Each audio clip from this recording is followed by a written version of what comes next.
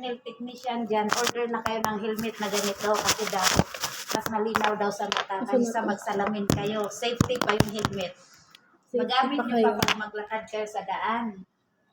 Safety sa dust pag nag-remove ng gel color. Pati sa ilong, safety talaga. Sa ilong, sa mata, hindi talaga nyo malanghap yung alikabok. Wala mga klase. Bakit wala Akala kayong ko 1 live? million views. Wala kayong mga viewers, mga hayop kayo. Ang papangit nyo. Hi Kailangan talaga. guys! Hindi ako kayo.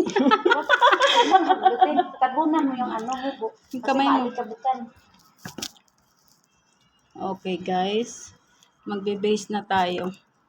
May customer siya. We have Kasi yung customer, gusto rin niya na naka-helmet siya.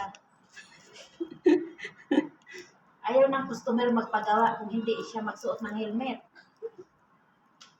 welcome to your vlog, kapatid. Saan mo nabili yung helmet mo, baby? It's from Bangladesh. Bangladesh? Order nga. Paano mag-order? Shein. Order to Shein, mga kapatid, mga kanils. Okay? Sabihin mo yung malinaw yung mata mo pag naka-helmet. You know, malinaw yung mata natin kapag naka-helmet tayo. So, better na mag-helmet tayo kasi magtatanggal tayo ng dust. So, mapupunta sa mata natin, masisira ang ating mga mata. So, nag-provide ang aming employer ng helmet. So, ngayon, habang nagagawa kami, naka-open ang aming 3 aircon.